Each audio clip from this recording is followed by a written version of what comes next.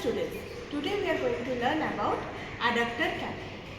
Before I move to adductor canal, let us quickly revise the femur bone.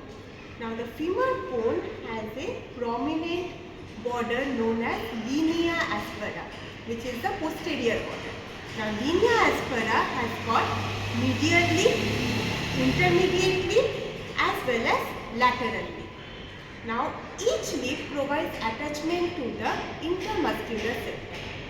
Towards the medial leaf of linea aspera attaches the medial intermuscular septum, intermediate leaf posterior intermuscular septum, lateral leaf lateral intermuscular septum. Due to the attachment of the septum, if we take a cross section at this level, as we can see in this diagram, the whole of the thigh is divided into compartments. Anterior compartment or extension compartment, that is situated in between the lateral and medial intermuscular septum, which is the largest compartment. Between the posterior intermuscular septum attached to the intermediate leaf of linea aspera, medial intermuscular septum attached to the medial leaf of linea aspera, we get the medial compartment or adductor compartment. The last compartment is the posterior compartment of thigh or the flexure compartment. This compartment is present between the posterior intermuscular septum and lateral intermuscular septum.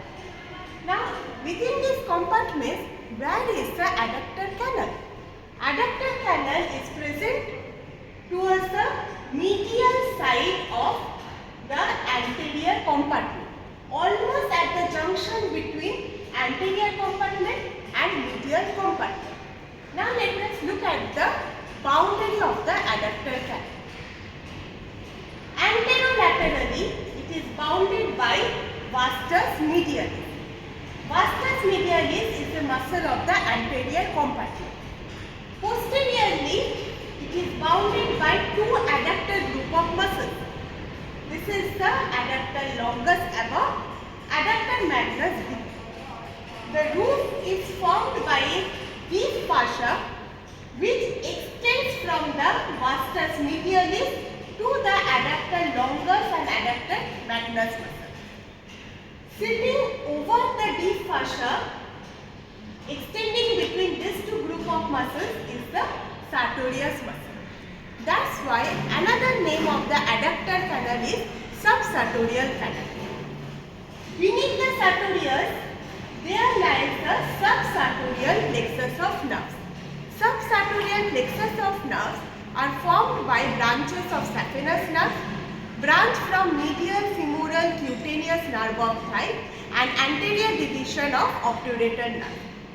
Now let us see the contents one by one. If I see the contents in a magnified and schematic diagram, the first content is the saphenous nerve. The saphenous nerve is derived from posterior division of the femoral nerve. It is a cutaneous nerve. It crosses the adductor canal from the lateral to medial side. Coming to the second content, that is the femoral artery. Third content is the femoral vein. Fourth content is the muscular branch to the vastus medialis. Muscular branch to the vastus medialis is also derived from posterior division of the femoral nerve.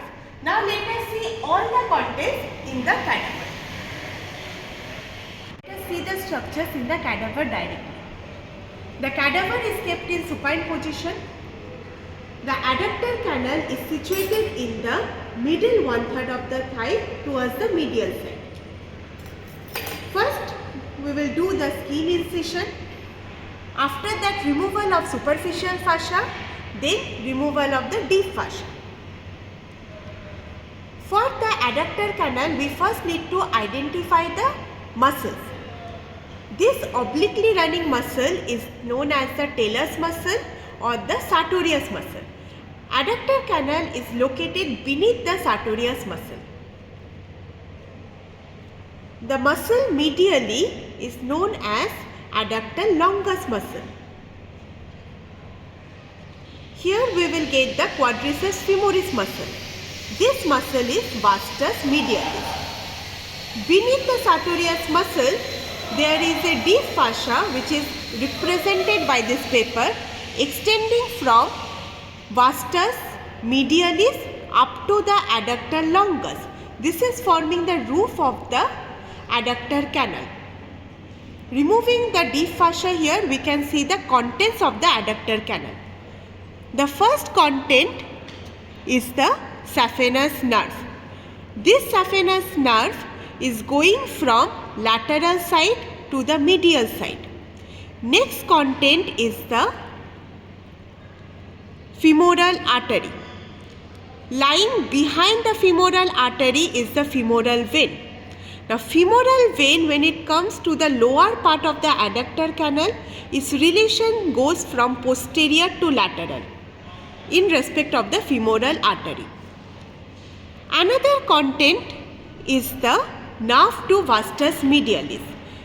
Both nerve to vastus medialis and the saphenous nerve are branches from posterior division of femoral nerve. Now, what is the extent of this adductor canal?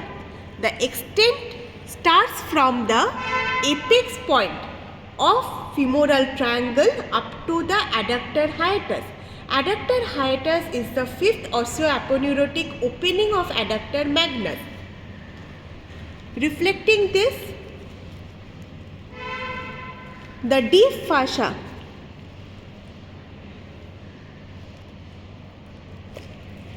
this is the location of the adductor hiatus, and we can see the femoral vessels are running through the adductor hiatus and it will reach the popliteal region and they will be named as popliteal vessels.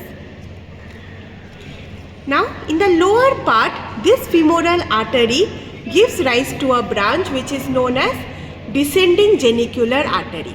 Saphenous nerve will accompany the descending genicular artery and both will run towards the knee joint. That's all regarding the adductor canal. Thank you.